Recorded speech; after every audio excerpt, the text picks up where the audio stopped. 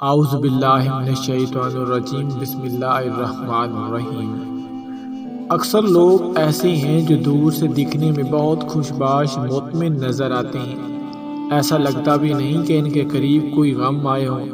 اگر قریب جا کر دیکھا جائے تو پتہ چلتا ہے کہ سچائی یہ نہیں بلکہ دنیا ایک واقعہ آزمائش گاہ ہے۔ غربت کی وجہ سے اماں نے مجھے دبئی بھیج دیا۔ وہاں میں نے اپنے سے 50 سال بڑی عربی لڑکی سے شادی کر لی جو بہت امیر تھی۔ وہ مجھے کوئی کام نہ کرنے دیتی اور رات کو دودھ پلا کر سو جاتی، اور ہر مہینے کے بعد میرے گھر والوں کو لاکھوں روپے بھیجا کرتی۔ مجھے اپنی بیوی پر بڑی حیرت ہوتی کہ یہ مجھ پر اتنی مہربان کیوں ہے۔ ایک رات میں دودھ پینا بھول گیا تو اس رات مجھے نیند بھی نہ آئی۔ تھوڑی دیر بعد میری بیوی کو لگا میں سو گیا تو میری روح لرز کر رہ گئی جب اس نے میرے ساتھ۔ آج بھی میری بیوی نے مجھے 1,00,000 روپے دیے اور کہا کہ میں یہ پاکستان بھیج دوں۔ اپنے گھر والوں کے پاس اس کی سخاوت پر میں بہت حیران اور ہمیشہ خوش بھی رہتا تھا کہ وہ مجھے بنا کسی کام کے لاکھوں روپے دے دیتی ہے اور کہتی ہے کہ اپنے گھر بھیج دو۔ میں اپنی بیوی سے بہت خوش تھا کیونکہ بنا کسی کام کے اور بنا محنت کے ہی میں لاکھوں میں کھیل رہا تھا۔ میں نہیں جانتا تھا کہ جس دن مجھے پتہ چلے گا کہ اس مہربانی کے پیچھے کیا وجہ ہے، میرے قدموں تھلے سے زمین نکل جائے گی۔ میں نے لاکھ روپے لیے اور فوراً بینک کی طرف روانہ ہو گیا۔ میرے گھر والے بھی بہت خوش تھے کیونکہ انہیں ہر مہینے ایک بڑی رقم مل جاتی تھی۔ میں جب بھی پاکستان واپس جانے کی بات کرتا تو میری ماں، جو کہ میری سگی ماں نہیں تھی، مجھے صاف منع کر دیتی اور کہتی کہ پاکستان آ کر کیا کرو گے، وہاں رہ کر کماؤ۔ میری بیوی بھی نہیں چاہتی تھی کہ اب میں واپس جاؤں، اس لیے میں یہاں آرام سے رہ رہا تھا۔ میں جب بھی واپس جانے کی بات کرتا میری بیوی نوٹوں سے میرا منہ بند کر دیتی اور کہتی کہ وہ میرے بغیر نہیں رہ سکتی۔ وہ مجھ سے عمر میں ہے سال بڑی تھی۔ 8 ماہ پہلے میں پاکستان سے ملازمت کے سلسلے میں دبئی آیا تھا۔ یہاں آ کر مجھے کوئی صحیح کام نہیں مل رہا تھا اور جس دن میں نے واپس آنے کا ارادہ کیا تو اچانک ہی سڑک پر ایک عورت کی گاڑی سے ٹکرا گیا جو اب میری بیوی تھی، اور وہیں سے میری قسمت پلٹ گئی۔ میں لاکھوں میں کھیل رہا تھا، بہترین گھر میں رہتا اور پیسوں کی بھی کوئی کمی نہیں تھی۔ مجھ پر ایسا انکشاف ہوا کہ جب میں اپنی بیوی سے ٹکرایا اس نے مجھے پوچھا کہ کیا بات ہے، میں پریشان ہوں، اور جب میری پریشانی کی وجہ پوچھی تو میں نے اسے بتایا کہ مجھے پیسوں کا مسئلہ ہے۔ اس لڑکی نے کہا کہ میں اکیلی ہوں، مجھ سے شادی کر لو، میں تمہارا سارا خرچہ اٹھاؤں گی۔ پردیس میں اس سے اچھی بات کیا ہو سکتی تھی کہ مجھے بیوی بھی مل جاتی اور پیسوں کا مسئلہ بھی حل ہو جاتا۔ اس لڑکی سے شادی کر لی اور یوں مجھے ہر مہینے گھر بھیجنے کے لیے لاکھ روپے دے دیا کرتی۔ میں کبھی کبھی بہت حیران ہوتا کہ وہ مجھ سے کوئی کام نہیں کرواتی اور نہ ہی مجھے کچھ کرنے دیتی ہے۔ میں سارا دن گھر میں رہتا اور وہ خود کام کرتی، کبھی مجھے کچھ نہیں کہتی بلکہ میری خدمت کرتی اور رات ہوتے ہی مجھے بستر پر دودھ تک لا کر دیتی۔ اپنی قسمت پر حیران ہونے کے ساتھ ساتھ بہت خوش بھی تھا۔ سارا دن گھر میں رہنے کی وجہ سے مجھے بھوک کم ہی لگتی تھی۔ کچھ دن پہلے وہ رات کو میرے دودھ کا گلاس لے کر آئی تو میں نے اسے پینے سے منع کر دیا کیونکہ میرا پیٹ بھرا ہوا تھا، لیکن وہ ضد کرنے لگی کہ مجھے دودھ پینا پڑے گا، اور جب تک میں نے اس پورا گلاس ختم نہ کر لیا وہ میرے سر پر کھڑی رہی۔ تھوڑی دیر میں ہی مجھے نیند آنے لگی۔ اگلے دن بھی اس نے ایسا ہی کیا۔ میرے لاکھ انکار کے باوجود وہ مجھے دودھ پلا کر ہی جاتی۔ میری سمجھ میں بھی نہیں آتا کہ وہ کیوں زبردستی میرے پیچھے لگ کر دودھ پلاتی ہے۔ میری بیوی مجھ سے عمر سے بڑی ہے لیکن مجھے اس کی عمر سے کوئی مسئلہ نہیں تھا۔ وہ بھی بنا کسی کام کے مجھے اتنا پیسہ دے رہی تھی کہ مجھے تو اس کی عمر اور اس کے سفید بال بھی نظر آنا بند ہو گئے۔ رات ہوتے ہی وہ آج بھی دودھ کا گلاس پکڑے میرے سامنے کھڑی تھی۔ مجھے نہیں پینا یار، روز روز پی پی کر میرا جی متلانے لگا ہے۔ میں آج بالکل بھی دودھ پینے کے موڈ میں نہیں تھا، لیکن یہ ایک دفعہ پھر اپنی ضد پر اڑ گئی۔ میں نے کہا ٹھیک ہے رکھ دو، میں پی لیتا ہوں۔ وہ مجھے گھورنے لگی۔ میں نے اسے یقین دلایا کہ میں پی لوں گا، تم پریشان نہ ہو۔ وہ جیسے ہی دودھ رکھ کر کمرے سے نکلی، میں نے فٹافٹ سارا دودھ باتھ روم میں بہا دیا اور واپس اپنی جگہ پر آگے لیٹ گیا۔ مجھے جاننا تھا کہ وہ دودھ پلانے پہ اتنا زور کیوں دیتی۔ تھوڑی دیر کے بعد جب وہ کمرے میں آئی تو آتے ہی اس نے دودھ کا خالی گلاس ٹھیک کیا۔ میں آنکھیں بند کیے سونے کی پوری ایکٹنگ کر رہا تھا۔ اس نے ایک نظر مجھ پر ڈالی اور بستر پر آ کر بیٹھ گئی۔ کچھ دیر کے بعد اس نے جو کیا میرے لیے ایک دم غیر یقینی تھا۔ میرے روح تک لرزا اٹھی جب اس نے، ہم 2 بھائی اور 8 بہنیں تھیں، میری ماں کے سر پر بیٹیوں کی شادی کی فکر سوار تھی۔ ہم کرائے کے گھر پر رہتے تھے اور گھر میں بہت تنگی تھی۔ ایک دن ہمارے جاننے والے ایک آدمی کی ماں کو کہا کہ وہ مجھے باہر ملک بھیج دیں، اچھی آمدنی ہو جائے گی اور ہمارے سارے مسئلے حل ہو جائیں گے۔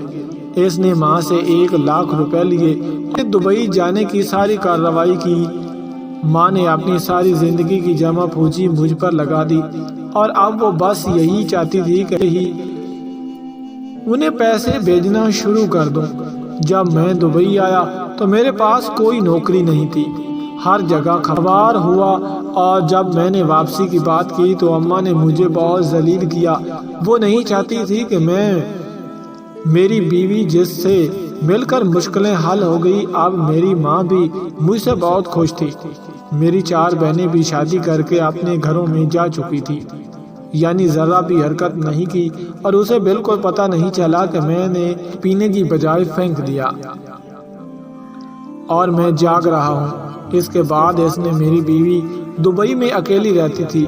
وہ بھارت سے دبئی کام کے سلسلے میں آئی تھی۔ اس کا پورا گھرانہ بھارت میں تھا۔ وہ کافی سال یہاں کام کرتی اور اپنا گھر چلاتی رہی۔ اس کی تنخواہ اتنی زیادہ نہیں تھی کہ وہ اپنی پوری فیملی کے خرچے کے ساتھ ساتھ ان کے خواہشات بھی پورے کر سکے۔ ہر روز اس کے گھر والے اسے فون کرتے اور زیادہ پیسے بھیجنے کے لیے مجبور کرتے۔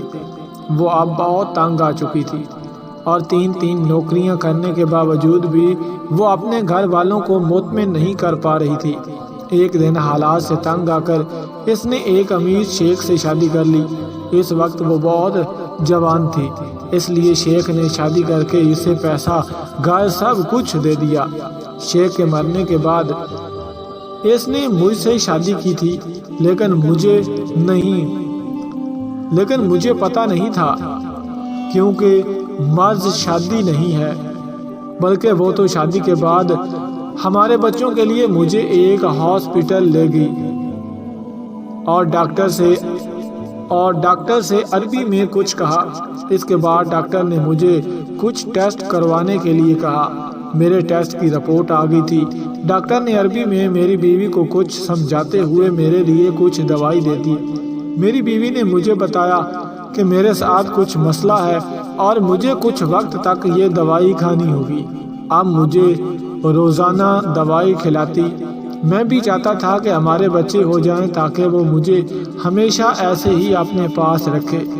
وہ جس عیاشی والی زندگی کی لت لگ گئی تھی، بس مجھے اس کی دودھ پلانے کے طریقے پر شک تھا۔ اس لیے اس رات میں نے دودھ پینے کے بجائے باتھ روم میں پھینک دیا۔ اس وقت تک میں نہیں جانتا تھا کہ اس کی کیا مقاصد ہیں، لیکن دودھ نہ پینے کی وجہ سے مجھے نیند بھی نہ آئی تھی۔ اس لیے میں اس ٹاسک کو جان سکا تھا کہ کیوں کہ اس نے مجھ سے شادی کی اور کیوں وہ میرے گھر کا خرچہ اٹھا رہی تھی۔ اگلی صبح اٹھنے کے بعد میں نے بالکل ظاہر نہیں کیا کہ رات میں جاگ رہا تھا۔ مجھے سب پتہ چل گیا۔ میں بس یہاں سے بھاگنا چاہتا تھا۔ میں نے اپنی بیوی کے ساتھ ناشتہ کیا اور وہ روز کی طرح اپنے آفس چلی گئی۔ وہ ایک کاروبار چلاتی تھی۔ میں روز اس کے جانے کے بعد کمرے میں آ کر ٹی وی چلا لیا کرتا، لیکن آج میں کمرے میں نہیں آیا تھا۔ مجھے کسی بھی صورت اس بنگلے سے جانا تھا۔ میں اپنی بیوی کے جانے کے بعد خود بھی اپنا پاسپورٹ اور پیسے جیب میں ڈال کر دروازے کی طرف بڑھ گیا، لیکن مجھے حیرت کا شدید جھٹکا لگا جب گھر کے گارڈ نے مجھے باہر جانے سے روک دیا اور کہا کہ میڈم کی اجازت نہیں ہے کہ آپ کہیں باہر جائیں۔ میں نے گارڈ سے کہا کہ نہیں، میں کہیں دور نہیں جا رہا، میں صرف قریب ہی ایک اسٹور تک جا رہا ہوں، لیکن وہ نہیں مانا اور میں بوجھل قدموں سے واپس اپنے کمرے میں آ گیا۔ میرے بھاگنے کا کوئی راستہ مجھے نظر نہیں آ رہا تھا، لیکن کل رات کے بعد میرا یہاں رکنا بالکل بھی ممکن نہیں تھا۔ میری بیوی تو میرے ساتھ اس کے آگے سوچ کر بھی میرے روکڑے کھڑے ہو گئے۔ میرے پاس تو فون بھی نہیں تھا۔ میری بیوی تو میرے ساتھ اس کے آگے سوچ کر بھی میرے روکڑے کھڑے ہو گئے۔ میرے پاس تو فون بھی نہیں تھا۔ میں گھر بھی اپنی بیوی کے سامنے اس کے فون سے فون کرتا۔ پریشانی کے عالم میں شام ہو گئی، لیکن مجھے ایسا کچھ سمجھ نہیں آیا کہ جس کے ذریعے سے میں یہاں سے بھاگ سکوں۔ شام ہو گئی تھی۔ گارڈ نے شاید اسے میرے باہر جانے سے متعلق بتا دیا تھا۔ وہ آتے ہی مجھے پوچھنے لگی کہ میں کہاں جا رہا تھا۔ میں نے اسے بتایا کہ مجھے گھر سے نکلنا تھا، میرا دل نہیں لگ رہا تھا۔ اس نے مجھے سختی سے باہر جانے کے لیے منع کر دیا۔ میرے پوچھنے پر اس نے کہا کچھ قانونی مسائل ہیں، اس کی دشمنیاں بہت ہیں، اس لیے وہ نہیں چاہتی کہ مجھے نقصان ہو۔ میں سچ جاننے کے باوجود بھی اس کے آگے کچھ نہیں کہہ سکا۔ میں اس کے ٹکڑوں پر پلتا تھا، لیکن میں کیا، میرا پورا گھر ہی اس کی وجہ سے چل رہا تھا۔ بس مجھے اب یہاں نہیں رہنا تھا۔ میں نے دل ہی دل میں یہاں سے نکلنے کے لیے دعا کی۔ رات بھر وہ دودھ کا گلاس لے کر آئی۔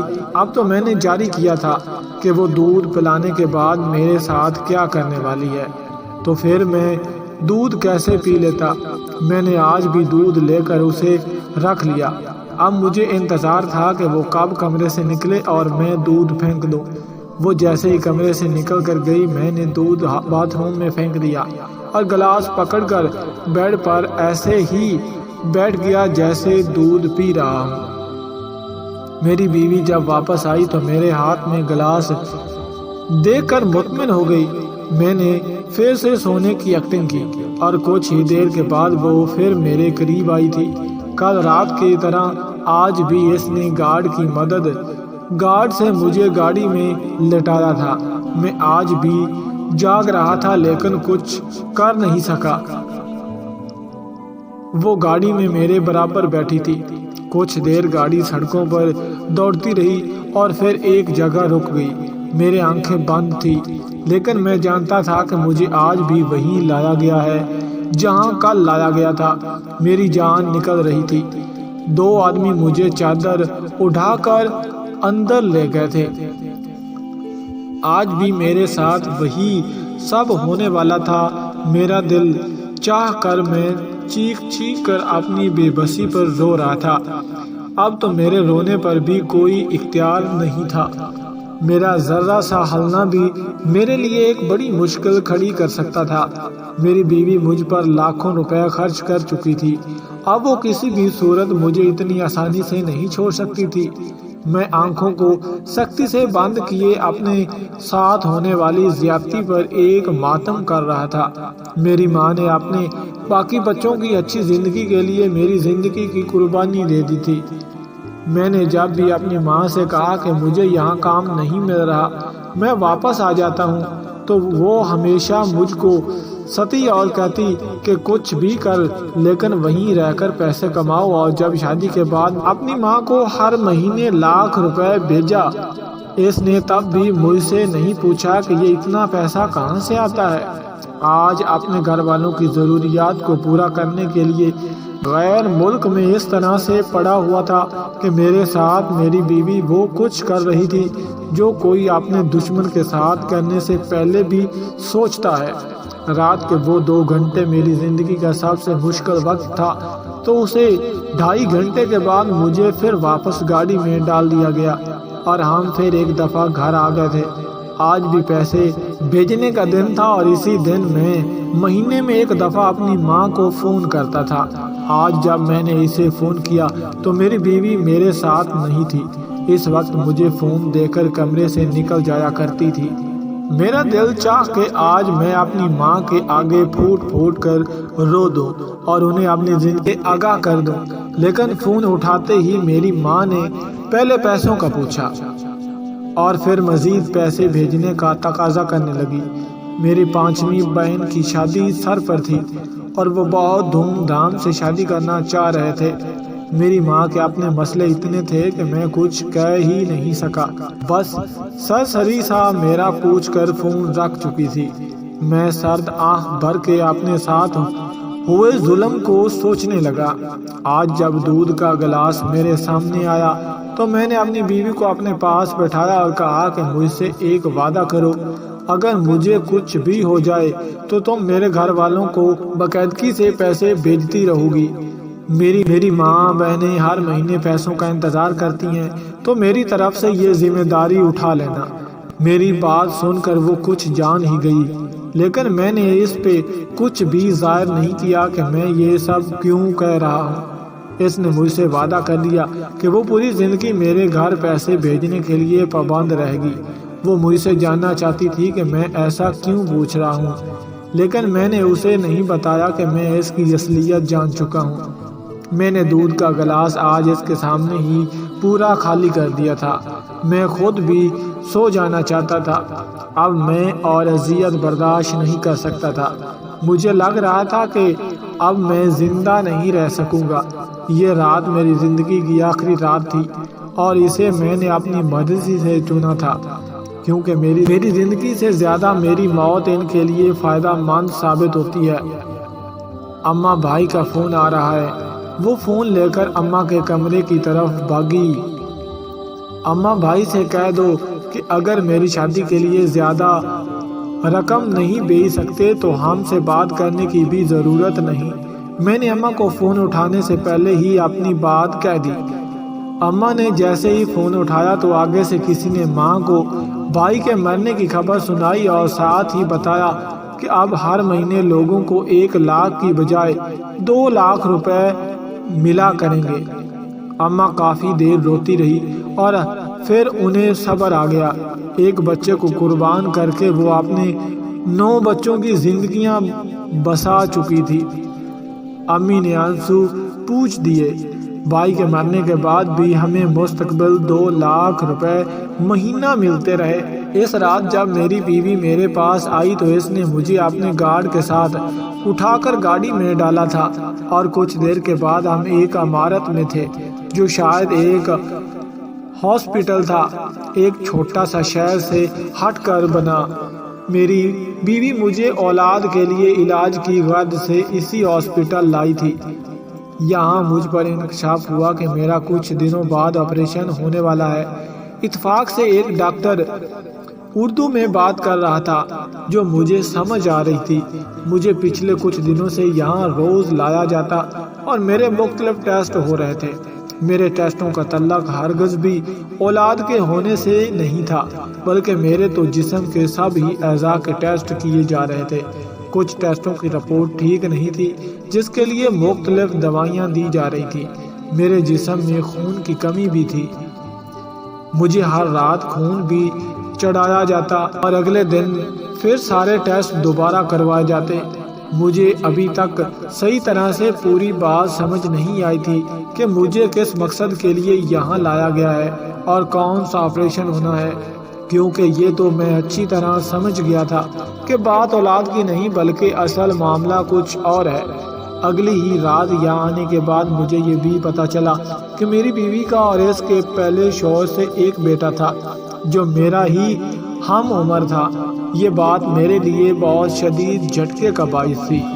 میری بیوی نے مجھے یہی بتایا کہ اس کی پہلی شوہر سے کوئی اولاد نہیں تھی اور اس لیے اب وہ جلدی اولاد چاہتی ہے۔ اس کے بیٹے کے لیور میں کچھ مسئلہ ہو گیا تھا، جس کی وجہ سے اسے ایک ایسے شخص کی ضرورت تھی جو اسے اپنا لیور دے دیتا، اور وہ شخص میں تھا جسے اس کی ماں قربانی کا بکرا بنا چکی تھی۔ مجھے اب سمجھ آ رہا تھا کہ بنا کسی کام کے کیسے ہی مجھے ہر مہینے 1,00,000 روپے دینے کی وجہ کیا تھی۔ میں بھی کتنا بے وقوف تھا جو اپنی بیوی کی مہربانی سمجھ رہا تھا۔ میں بھول گیا تھا کہ ہر کام کی ایک قیمت ہوتی ہے۔ مجھے قیمت ادا کی جا رہی تھی، بس کام لینا باقی تھا۔ جب میں اپنی بیوی کی گاڑی سے ٹکرایا اور اس نے میری مجبوری جانی، اس نے ایک منصوبہ بنایا جو مجھے بنا بتائے ہی اپنا لیوا اپنے بیٹے کو دلوانے پر بے کولوں والی تھی۔ اس نے مجھے صرف اپنی شادی کے بارے میں بتایا، اپنے بیٹے کے بارے میں کبھی نہیں بتایا۔ شادی کے بعد وہ مجھے اولاد کا کہہ کر ڈاکٹر کے پاس اس لیے لے کر گئی تھی تاکہ میرا ٹھیک طرح سے چیک اپ کر سکے۔ مجھے عربی نہیں آتی تھی، اس لیے اس نے اس بات کا فائدہ اٹھایا۔ اب جب کہ میرے ساری رپورٹس آپریشن کے لیے بالکل ٹھیک آ گئی تو کسی بھی دن میرا آپریشن کیا جانا تھا۔ میری بیوی یہ سب غیر قانونی طریقے سے کر رہی تھی، اس لیے رات کے اندھیرے میں مجھے بے ہوشی کی حالت میں ہاسپٹل لایا جاتا۔ اب جب کہ میں سچائی جان چکا تھا تو میں یہاں سے بھاگنا چاہتا تھا، لیکن میری آزادی کے سارے دروازے بند ہو چکے تھے، اور سب سے بڑھ کر میرے گھر والوں کو بھی میری ضرورت نہیں تھی۔ ان سب کے لیے میں بس ایک نوٹ بنانے والی مشین بن چکا تھا۔ پھر بھی میں یہاں سے بھاگنے کی کوشش کی، لیکن میں بھاگ کر جاتا تو بھی کہاں جاتا۔ اس لیے آخری رات میں نے اپنی بیوی سے پیسے گھر بھیجنے کا وعدہ لیا۔ میں جانتا تھا کہ اسے پیسے کی کوئی کمی نہیں، وہ لازمی میرے گھر پیسے بھیجے گی۔ میں نے اپنی مرضی سے اپنی موت کا راستہ چن لیا تھا۔ دودھ پینے کے فوراً بعد میں نے ایک خط پر سب لکھ کر اپنے سامان میں رکھ دیا تھا۔ اس میں نے صاف لکھا تھا کہ بچ جانے کے لیے اپنا لیوا تھا۔ میں سچ جاننے کے باوجود بھی اپنی بیوی کے بیٹوں کو اپنا لیوا دینے کے لیے راضی ہوں۔ یہ خط میں نے اپنی بیوی کے نام لکھا تھا کہ وہ میرے گھر والوں کو پیسے بھیجنا بھولے نہیں۔ مجھے اب بھی اپنے گھر والوں کی فکر تھی، اس لیے میں نے خط میں دوبارہ لکھا، میں جانتا تھا کہ میرے مرنے کے بعد میرا سارا سامان کھولا جائے گا اور میری بیوی تک یہ خط پہنچا دیا جائے گا۔ ایک وہ ماں تھی جس نے اپنے بیٹے کو بچانے کے لیے میرا استعمال کیا، اور ایک وہ ماں تھی جس نے پیسوں کی غوض مجھے ایک غیر ملک میں تنہا چھوڑ دیا۔ میری ماں نے کبھی ایک دفعہ نہیں کہا کہ بیٹا واپس آ جاؤ، نہیں رہ سکتا وہاں تو گھر واپس آ جا۔ بس اسی سوچ نے مجھے یہ فیصلہ کرنے پر مجبور کر دیا کہ میں اس ماں کو اس کی بیٹی کی زندگی تحفہ کر دوں جو اپنی اولاد کے لیے تڑپ رہی ہے۔ میری سوتیلی ماں بھی اپنے بچوں کا بھلا چاہتی تھی، بس ایک میں ہی تھا جس کی زندگی بہت سی زندگیاں بدل سکتی تھی۔ میں نے وہ قدم اٹھا لیا جس کے بارے میں کوئی انسان سوچ بھی نہیں سکتا تھا۔ کبھی کبھی پیسہ جان سے زیادہ قیمتی ہوتا ہے، اور کبھی کبھی جان پیسے سے زیادہ قیمتی ہوتی ہے۔ میری بیوی کے لیے اس کے بیٹے کی جان پیسوں سے کہیں زیادہ قیمتی تھی، اور میری ماں کے لیے میری جان سے زیادہ پیسہ ضروری تھا۔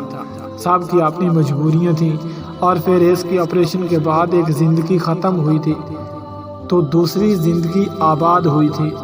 ایک بزرگ کہنے لگے، نیک عورت اور بے تحاشا دولت صرف 3 چیزوں سے ملتی ہے: محنت کرنے سے، اللہ کی عبادت کرنے سے، اور نظر جھکا کے چلنے سے۔ جب اپنے دوستوں کا انتخاب کرنے لگو تو 1000 بار سوچو، کیونکہ در حقیقت تم اپنے جنازے کی پہلی صف کا تعین کر رہے ہوتے ہو۔ صرف دکھاوا کرنے کے لیے اچھا بننا انسان کے برے ہونے سے زیادہ برا ہے۔ اگر کسی آدمی کو خود میں کوئی عیب خامی نظر نہ آئے تو سمجھ لو کہ اس کی جہالت انتہا سے بھی آگے نکل گئی۔ اگر آپ چاہتے ہیں آپ کا نام تا دیر قائم رہے تو اپنے بچوں کو اچھا اخلاق اور اچھا کردار سکھاؤ۔ ہمیشہ گفتگو ایسی کرو کہ سامنے والے کا دل جیت لو، اور اس طرح مسکراؤ کہ دشمن کا کلیجہ چیر دو۔ جب آپ کسی جگہ کسی کے راستے سے کانٹے ہٹا رہے ہوتے ہیں تو کسی جگہ تمہارے راستے میں سے خاردار جھاڑیوں کو رب کریم کے حکم سے ہٹا دیا جاتا ہے۔ اپنی دکھ اور تکلیف بھول کر دوسروں کے دکھ درد خاموشی سے سننا بھی ایک کمال کا فن ہے۔ جس لہجے میں گفتگو کرتے ہو اس لہجے میں سننے کی بھی اہمیت ہونی چاہیے۔ طاقت کی صرف تب ضرورت ہوتی ہے جب کچھ برا کام کرنا ہو، ورنہ اس دنیا میں سب کچھ حاصل کرنے کے لیے تمہارا حسن اخلاق اور حسن عمل ہی کافی ہے۔ جب تک تمہاری وجہ سے کسی کا دل بے سکون رہے گا تمہیں کبھی سکون نہیں ملے گا۔ ساری عمر ایک سبق ضرور یاد رکھو، عبادت اور تعلقات میں ہمیشہ نیت صاف رکھو۔ کسی کا حال معلوم کر لینے سے کوئی ٹھیک تو نہیں ہو جاتا، صرف اسے ایک تسلی ہی ہو جاتی ہے کہ اس معاشرے کے بھیڑ میں کوئی جاننے والا موجود ہے۔ انسان کے بچپن کے کھیل ختم ہو جاتے ہیں تو نصیب کا کھیل شروع ہو جاتا ہے۔ جب تمہاری تکلیفیں حد سے بڑھ جائیں تم جان لو کہ خدا تعالیٰ تمہیں کوئی بلند مرتبہ دینے والا ہے۔ اللہ کے بندوں کے یہ اصول ہوتے ہیں: رات کو خالق کی عبادت کرنا اور دن کو مخلوق کی خدمت کرنا۔ جو لوگ کثرت سے توبہ کرتے ہیں ان کے ساتھ میل جول رکھو، کیونکہ وہ بہت زیادہ نرم دل ہوتے ہیں۔ ایک سچی بات نصیحت ہے جس پر ہم غور نہیں کرتے، اور ایک بدترین دھوکہ خوش آمد ہے جسے ہم پوری توجہ سے سنتے ہیں اور خوش ہوتے ہیں۔ کبھی اللہ سے مت کہو کہ میری مشکل بڑی ہے، بلکہ مشکل سے کہو کہ میرا خدا بڑا ہے۔ کسی پر اندھا اعتبار بھی کرنا ہے تو سوچ سمجھ کر بس ایک حد تک کر لیں کہ بعد میں آپ پر الزام نہ لگے اندھا ہونے کا۔ دنیا کے آدھے لوگوں نے زندگی جینے کی آس اور اپنی آنکھوں کی قیمتی خواب صرف اس وجہ سے چھوڑ دیے کہ لوگ کیا کہیں گے۔ اس معاشرے کے چند گھٹیا لوگوں کی وجہ سے مرد کی محبت اور عورت کی وفا بھی بدنام ہے۔ جب آپ کسی دوسرے کے راستے میں روشنی کرتے ہیں تو خدا کی ذات تمہارے راستے میں بھی روشنی کر دیتی ہے۔ بزرگ فرماتے ہیں، بیوی کو اپنی کمائی نہ بتاؤ، کیونکہ گھر کو چلانا مرد کی ذمہ داری ہے۔ اسے پتہ ہوتا ہے کیسے چلانا ہے۔ عورت کو اس کا خرچ ضرور دیں اور اس کی جائز خواہشات کا خیال ضرور کریں۔ عورت کے سامنے کبھی رونا مت، چاہے کتنے ہی دکھ اور تکلیفیں کیوں نہ آ جائیں، لیکن اپنی بیوی کے سامنے بھی آنسو نہ بہانا۔ وہ ساری زندگی یہی خیال کرے گی کہ یہ مرد کمزور ہے۔ اس معاشرے کی ہر عورت کی خواہش ہوتی ہے کہ 25 سال والا لڑکا اسے وہ ساری سہولتیں دے جو اس کے باپ کو دیتے ہوئے 50 سال لگ گئے۔ اکثر اوقات دعائیں رب کے فیصلے نہیں بدلتی، مگر تمہارا دل بدل دیتی ہیں اور اللہ پاک کے فیصلے کے مطابق کر دیتی ہیں۔ بندوں کا خالق کہتا ہے نکاح کرو تمہارے رزق میں اضافہ ہوگا، لیکن بندے کہتے ہیں پہلے رزق جمع کرو پھر نکاح کرو۔